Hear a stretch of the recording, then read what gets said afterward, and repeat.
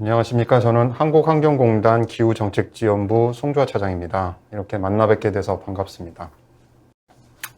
제가 여러분들 코로나로 참 고생이 많으셨고 작년부터 올해까지 계속 그 코로나 사태가 지속이 되고 있는데요. 여러분들의 이 그 노고에 저희가 이제 뭐 보답을 해드릴 수는 없지만 그러나 이제 이런 교육을 통해서 저희가 최대한 온실가스 감축에 도움을 드리고자 그 설명회를 일단 마련을 했고요. 부디 이제 이런 교육들이 여러분들에게 도움이 되었으면 좋겠습니다.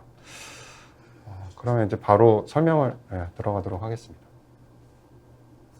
네.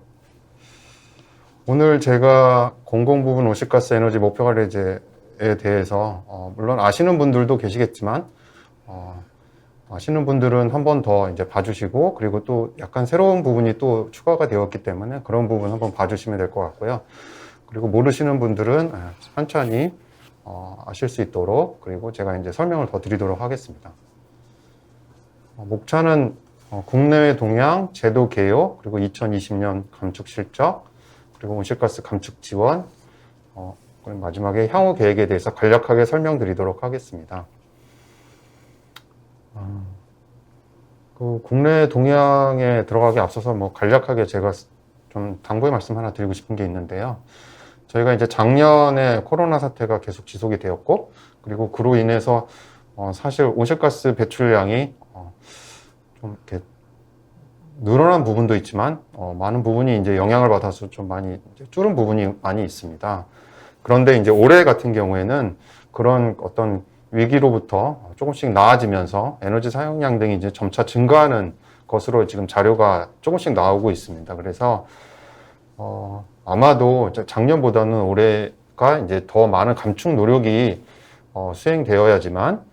진행되어야지만 그런 부분에 대한 작년의 감축률을 유지하거나 향상시킬 수 있지 않을까, 저희가 그렇게 예상을 하고 있습니다. 그래서 지금 이미 이제 9월이 이제 다 갔고 10월, 11월, 12월 3개월 정도가 남았습니다. 그래서 여러분들께서 조금 더 여러분들 혼자 이걸 할 수는 없으나 여러분들이 이제 관리를 하시고 어떤 보고라든지 이행의 어떤 담당자로서 여러분 기관의 그 담당자들 그 직원들에게 조금 더 독려를 해주시고 그러셨으면 좋겠습니다. 네. 그럼 발표 내용을 설명을 드리도록 하겠습니다. 국내외 동향은 이제 국제사회에서 우리나라 위치, 그 다음에 우리가 이제 감축을 위한 계획을, 목표를 잡고, 그 다음에 그걸 이행하기 위한 로드맵을 만들었고요. 그거에 대한 수정본이 다시 또 한번 나왔었습니다. 그리고 이제 여러분들 아시는 분은 아실 텐데, 2030 목표에 대해서 올 11월 정도, 11월 초에 다시 목표에 대한 수정이 있을 것으로 지금 예상이 되고 있습니다. 그래서 그런 부분에 대해서 간략하게 설명드리도록 하겠습니다. 기후변화라는 얘기가 예전에 많이 있어왔고, 지금은 이제 그 단어보다는 탄소 중립이라는 얘기가 훨씬 더 많이 회자되고 있습니다. 작년 12월에 이제 대통령께서 TV에 출연하셔서 그 탄소 중립에 관련돼서 이제 말씀을 하시지 않았습니까? 그래서 그 후로 주로 이제 탄소 중립에 대한 내용이 많이 나왔고요. 그 전에는 이제 작년을 이제 지배했던 그 단어 중에 하나가 그린 뉴딜, 그리고 탄소 중립이었다라고 저희가 생각을 하고, 올해 같은 경우에는 그것을 하기 위한 여러 가지 선언이라든지 이런 내용들이 좀 있었는데요. 이것이 이제 국내의 문제가 아니라 국제적인 문제고 그렇습니다. 그리고 이러한 것이 배경이 기후변화, 온실가스가 배출이 돼서 온실가스가 지속적으로 지구에 영향을 주어서 온도를 높이고, 평균 온도를 높이고, 그로 인해서 해수면이 상승하는 그러한 현상이 발생을 했고요. 그러한 것들은 인간의 활동에 의한 영향이 명백하다라는 그 국제적인 어떤 그 보고서, 평가 보고서가 계속 나오고 있습니다. 1차, 2차, 3차, 4차, 5차, 6차 이렇게 계속 나오고 있어서 그런 자료를 볼 때 이런 부분은 명백하다, 이렇게 말씀을 확률적으로 명백하다, 이렇게 말씀을 드릴 수 있겠습니다. 이러한 어떤 현재 세대의 위험과 그리고 향후에 닥칠 미래 세대를 위한 그런 위험을 줄이기 위해서 이제 우리가 이제 그런 부분을 방관하거나 그럴 수는 없어서 이미 이제 기후변화 협약이 1992년도에 이미 만들어졌고요. 그 이후로 지속적으로 국제적인 회의를 통해서 여러 가지 이제 노력이 있어 왔습니다. 최근에 이 COP24가 있고 25가 있었죠. 그리고 이제 올해 이제 COP26이 있을 거고요. 여기서 중요한 어떤 협약이라든 내용에 대해서는 이제 발표 자료를 보시면 아실 수 있을 것 같고요. 우리가 이제 많이 언론을 통해서 들은 것 중에 하나가 2015년 파리 협정에 대해서 이제 좀 들으신 분들이 있을 거고, 이때는 국가의 어떤 감축 목표, 자발적인 감축 목표를 제출하도록 하는 그런 합의문이 도출이 되었던 어떤 중요한 기후변화 당사국 총회가 있었습니다. 이게 COP가 당사국 총회의 준말이고요. 그게 이제 21번째 당사국 총회에서 이런 부분에 대한 합의문이 도출이 되었습니다. 그리고 이런 국제적인 어떤 합의문은 국내에서 각각의 각국에서 내부적으로 승인이 되어야지 발효가 돼서 COP22 그 다음에 이제 그런 조건이 충족이 돼서 발효가 되었습니다. 발효가 되었고 그 발효가 되어서 이제 지금 이행이 되어야 하는데 그런 부분에 대한 세부 이행 지침이 쭉 만들어져 왔는데 일부를 제외하고는 대부분 다 만들어졌습니다. 국내외적으로 국제적으로는 이런 동향이 있다라고 설명을 드렸습니다. 사실 기후변화라는 것이 조금 저희로서는 항상 접하는 그런 부분이지만 여러분들은 아마 처음 접하시는 분들도 계실 수 있습니다. 왜냐하면 저희가 업무가 계속 고정된 업무를 하지를 않고 여러 가지 업무를 이제 돌아가면서 하는 그런 패턴이 있기 때문에 여러분들 중에서는 이제 그런 부분에 대해서 좀 익숙하지 않고 그리고 와닿지 않을 수가 있습니다. 특히 이제 약간 어떤 분들은 좀 뜬구름 잡는다 이런 얘기도 하시는데요. 그러면 이제 이런 것들이 과연 수치적으로 어떻게 되느냐 이런 부분들이 이제 저희가 만들어 놓은 또는 이제 국제적으로 집계된 그 숫자들이 있습니다. 우리나라 같은 경우에는 지금 보시는 이런 그래프와 같은 온실가스 배출량의 연도별 배출 추이를 보이고 있고요. 여기에서 이제 각각 내용들이 있는데 대부분이 이제 붉은색 계열의 에너지라고 하는 이 부분이 많은 부분을 차지를 하고 있습니다. 이 부분은 에너지를 사용함으로 인해서 발생되는 온실가스라는 의미로 각 어떤 부분에서 온실가스가 배출이 되고 있는지를 이제 보여주는 어떤 색깔별로 보여주는 그런 그래프라 보시면 될 것 같고요. 여기 0 밑에 이렇게 보여지는 것들은 배출이 아니라 흡수라는 의미로 이렇게 받아들이시면 되겠습니다. 온실가스의 가장 많은 포션을 차지하고 있는 이산화탄소는 여러분들도 잘 아시겠지만 식물이 생장을 하기 위한 어떤 중요한 부분입니다. 이 CO2 이산화탄소와 광합성, 물과 이산화탄소를 가지고 광합성을 하면 이제 식물이 성장하게 되지 않습니까? 포도당 이제 성장에 필요한 여러 가지들이 이제 만들어지는데요. 그래서 이제 식물이 흡수하는 역할이 있다. 이렇게 이해를 하시면 될 것 같고, 우리나라 같은 경우에는 98년도에 이제 배출량이 감소하는 그런 좀 특이한 패턴이 보여졌고요.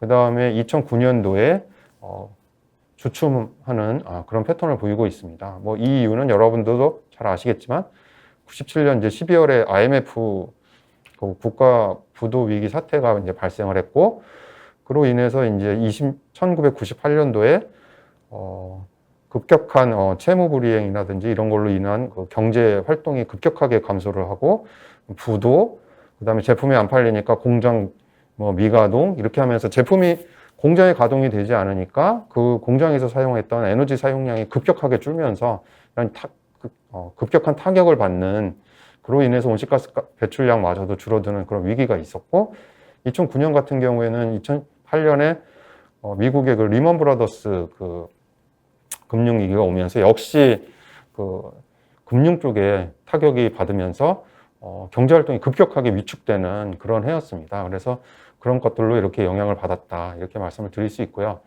우리가 이제 이런 걸로 미루어서 이제 유추할 수 있는 것은 현재 2017년이 약 7억 톤 정도 되고 있는데, 이것이 이제 당연히 2020년에 지금 18년, 19년 통계가 지금 여기 좀 빠지긴 했는데요. 18년도에는 7억 2천만 톤 정도 좀 더 나왔고요.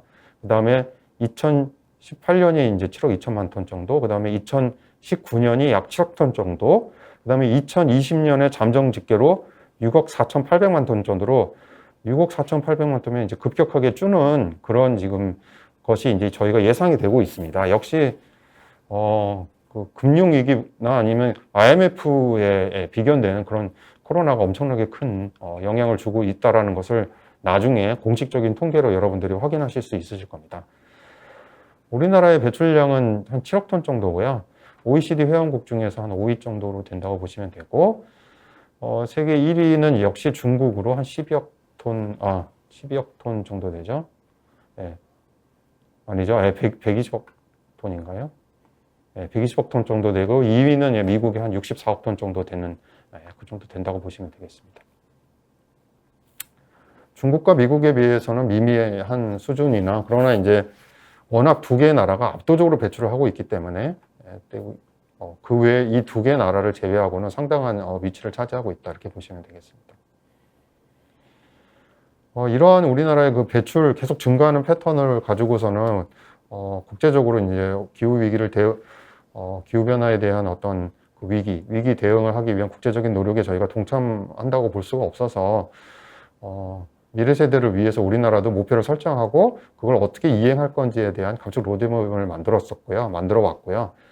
2030년 감축 로드맵은 계획 기간을 18년에서 2030년까지로 만들어서 이제 최초에 만들었었고요. 그때 당시에는 예상 배출량 8억 5,100만 톤을 적용을 했고 목표량은 5억 3,600만 톤으로 했습니다. 이 감축 후의 배출량이 실제로 목표량이 되고 이것은 지금 수정 로드맵에서도 역시 마찬가지로 되고 있고요. 수정 로드맵은 좀 내용은 많이 바뀌었는데 이제 표시하는 방식이 절대량 기준으로 바뀌었습니다. 그래서 예상 배출량이 아닌 특정 연도, 과거 특정 연도 대비 몇 톤을 줄이겠다라고 해서 이렇게 지금 다시 수정이 되고 있는 상황으로 보시면 되고요. 주요한 내용으로는 국외 감축이라든지 어떤 다른 방식을 통해서 감축하는 부분을 줄이고 국내에서의 직접적인 노력을 통해서 감축을 하겠다라는 내용으로 보시면 되겠습니다. 이 전체적인 얘기는 그렇고 배출원과 감축 수단으로 로드맵을 들여다보면 산업, 건물, 수송, 농축산, 폐기물, 공군, 기타, 탄소 등 이렇게 나와 있고 저희는 정확하게 일치하지는 않으나 이 공군, 기타 부분에 영향을 받고 있고 정부가 계획을 하고 이행 점검을 할 때 이 공군, 기타 영역에 저희 목표관리제가 하나의 감축 제도로서 들어가 있다라는 것을 제가 말씀을 드릴 수 있겠습니다.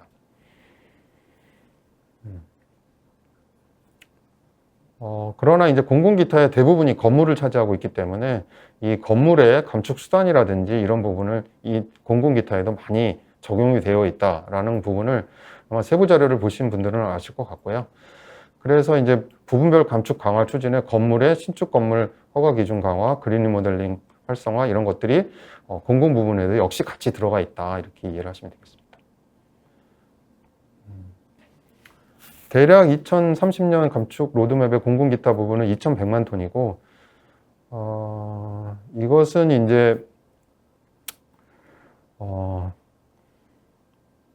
그 감축 후 배출량을 고려했을 때 감축량이 한 5.3 정량적으로는 한 530만 톤 정도 줄이는 거고 감축률은 25.3% 정도인데 이거는 이제 올해 이제 연말에 11월에 예정되어 있는 그 2030년 감축 그 목표의 어떤 상향시 이제 조정이 아마 될 걸로 예상을 하고 있습니다.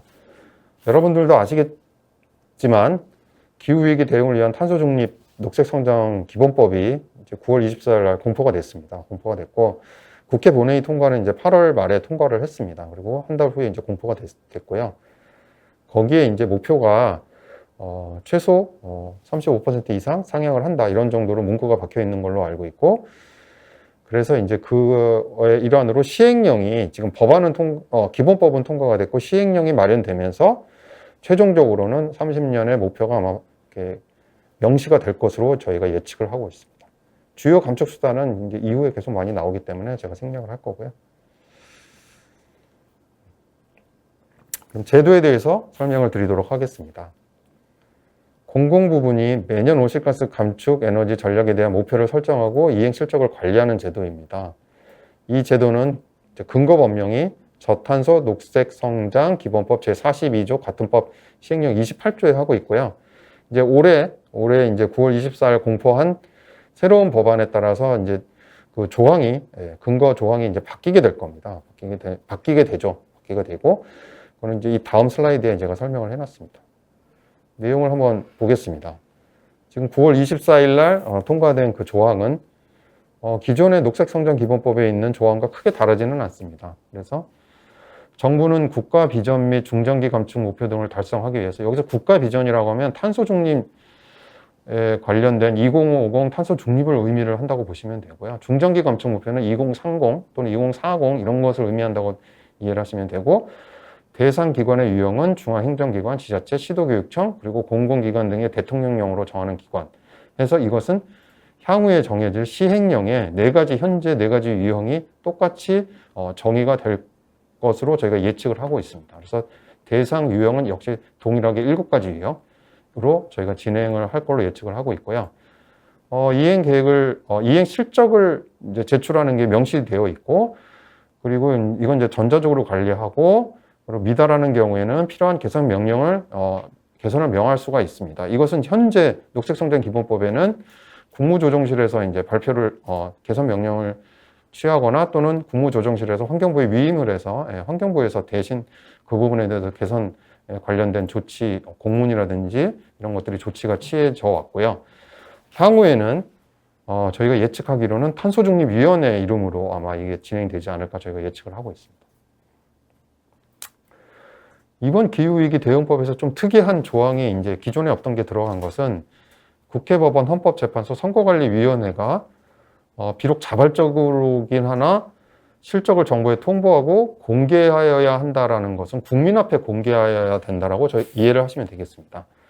그래서 이런 부분 때문에 아마 언론이라든지 이런 부분에서 아마 이런 부분에 대한 자료를 아마 공개 자료를 요청하지 않을까 하고, 저희로서는 이런 부분에 대한 좀 준비가 좀 더 필요하지 않을까 이제 저희가 예측을 하고 있고요.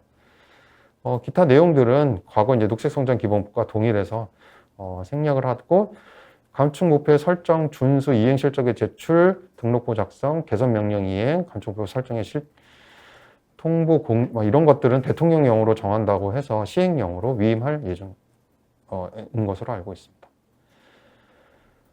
대상에 대해서는 설명을 드렸고요.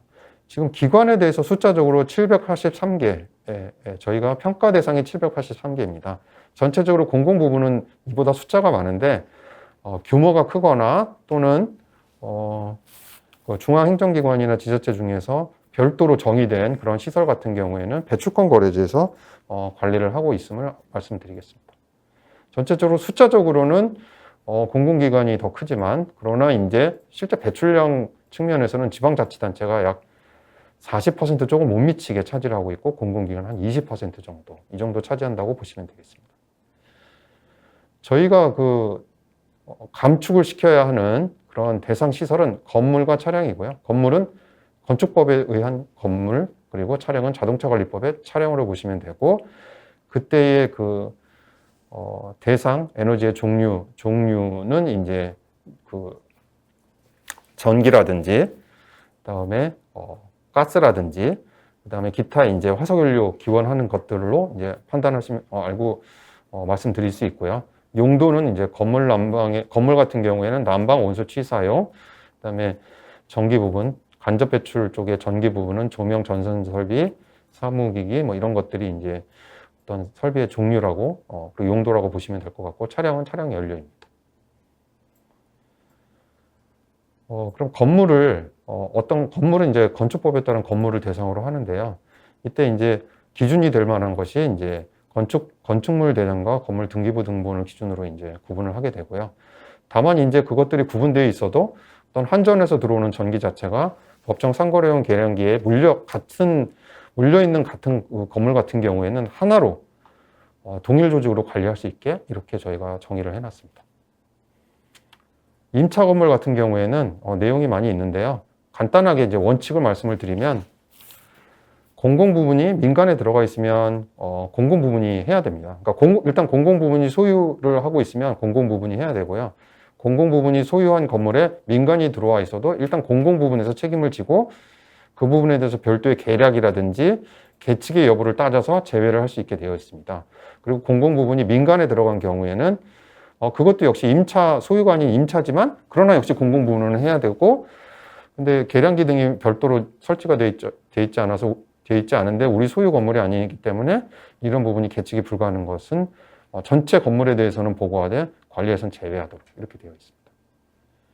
차량의 경우 현재 동일 연료, 휘발유 사용하는 차가 다력 5대가 있더라도 예를 들면 하나의 차량으로 연료별로 등록할 수 있게 되어 있지만, 그러나 여러분들께서 이제 기준 배출량 조정을 하기 위해서는 3대가 4대가 되고 5대가 되고 이렇게 하면 당연히 이제 통상적으로 이제 연료 사용량이 늘게 되는데요. 그런 경우에 대수를 업데이트하거나 이렇지 않은 경우에는 저희가 확인할 수 없어서 기준 배출량 조정이 될 수가 없습니다. 그래서 그런 부분에 대한 대수, 일반 현황 정보를 업데이트를 해주시고 기준 배출량 조정을 신청해 주시면 기준 배출량 조정이 될 것으로 되게 됩니다.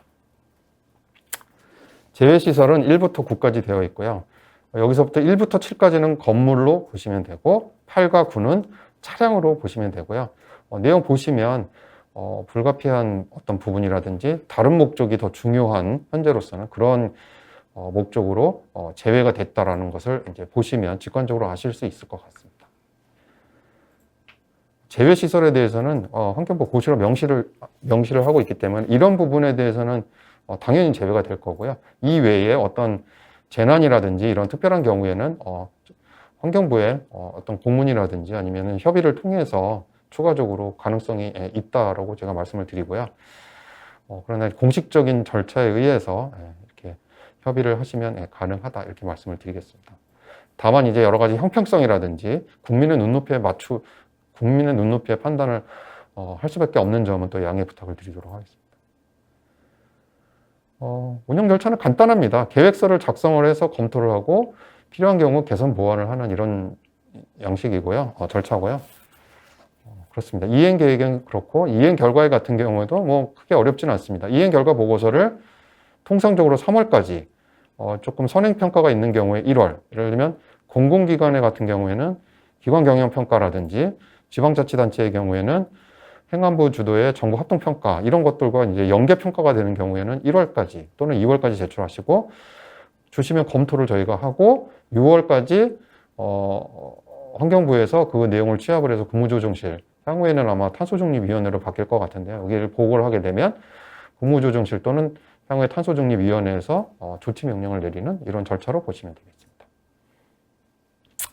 20년 감축 실적에 대해서 간단히 설명을 드리도록 하겠습니다. 좀 졸리실 수도 있어서 제가 간단하게 최대한 설명을 드리도록 하겠습니다. 그간의 추진 경과는 내용과 같습니다. 감축률 같은 경우에는 저희가 이제 저희 제도가 5년마다 중장기 목표를 설정을 하는데 20년, 작년에 20년은 30%, 감축률 30%를 저희가 목표로 정부에서 권장 감축률 목표로 제시를 했습니다. 이것은 제도 전체에 대해서 목표를 사실 설정했다기보다는 각각의 공공기관의 장이 30%를 권장해서 목표를 설정을 하고 그리고 이행하도록 정부가 이제 지원하고 유도하는 지도 감독하는 그런 제도로 볼 수 있는데요. 전체적으로 총괄적으로는 30%를 달성을 했고요. 당연히 일부 기관의 경우에는 미더를 하고 일부 기관에는 초과 달성을 한 그런 상황입니다. 전체적으로 빨간색을 보시면 배출량이 좀 감소하는 패턴을 보이고 있고요. 역시 이제 19년 지금 보시면 16년과 18년이 폭염이 있음에도 불구하고 배출량이 16년은 좀 늘었는데 18년은 폭염이 있음에도 불구하고 배출량이 그렇게 많이 늘지는 않았습니다. 그리고 19년에는 얼추 유지를 조금 비슷한 추세를 유지하다가 20년에는 아마 저희가 추정컨대 이제 코로나의 영향으로 배출량의 감소가 있고, 물론 이제 우리의 노력도 있지만 정확하게 구분하기는 조금 어렵습니다만, 나중에 아마 그 세부적인 연구를 통해서 이제 구분을 할 예정이긴 하나, 어쨌든 감소가 된 상황입니다. 권장 감축 목표 달성 현황은 그래프와 같고요. 아까 제가 말씀드렸듯이 전체적인 감축률은 달성을 했으나 달성과 미달성은 기관은 역시 존재한다. 미달성 기관이 19년 대비 줄었고 달성 기관은 늘었다. 이 정도 설명을 드리겠습니다. 여러분들의 기관이 가급적이면 달성에 들어가도록 이제 노력을 하셔야 될 것 같고요. 예. 저희도 이렇게 도와드리도록 최선을 다하겠습니다. 유형별로는 역시 이제 지금 지방공사공단의 감축률 증가가 이제 눈에 띄도록 보이고 있고요. 그다음에 공공기관은 이제 감축률이 이제 꾸준히 이제 증가하는 추세를 보이는 반면 중앙행정기관이 좀 저조하고 시도교육청이 저조하고 대학병원이 저조한 것으로 저희가 그래프상으로 나타나고 있습니다. 이 세 가지 유형에 대해서는 현재 이제 보도자료에도 계속 이게 나오고 있어서 여러분들 이 세 가지 유형에 해당하는 그 담당자들께서는 조금 이제 분발이 필요한 것 같고요. 그러나 이제 각자의 다 기관에 어려운 점이 있는 거는 다 알고 있습니다. 저희도 많이 알고 있어서 저희도 최대한 도와드릴 수 있도록 노력을 하겠습니다. 감축 지원에 대해서는 두 번째 시간에 조금 디테일하게 아마 설명을 드릴 거라서 제가 여기서는 시간 관계상 생략을 하도록 하겠습니다. 저희가 온실가스 감축을 직접 사실 하기가 어렵습니다. 그래서 비규제 부분 외부 감축이라는 좀 어려운 말을 쓰긴 했는데 우리 기관, 청사 아닌 곳에 감축 사업을 벌려서 그것을 우리의 감축 실적으로 가져올 수 있는, 우리가 100톤을 배출했는데 민간의 태양광 사업을 해서 150kW짜리를 운영을 해서 한 98톤 정도를 발전을 해서 감축 성과가 있었다. 그러면 100톤에서 98톤을 상쇄시킬 수 있는 그런 부분을 유연성 제도를 도입을 하였다. 이렇게 이해를 하시면 되고요. 자세한 내용은 지침과 내용을 보시면 아실 수 있을 것 같습니다. 이것은 외부 감축뿐만이 아니라 이제 저희가 이제 아리백이라든지 이런 부분을 추가적으로 지금 더 도입을 했기 때문에 지침을 자세히 보시고 우리가 해당이 되는지를 확인하셔서 저희 쪽에 궁금하시면 문의를 주시면 저희가 그런 부분에 대해서 도와드리도록 하겠습니다.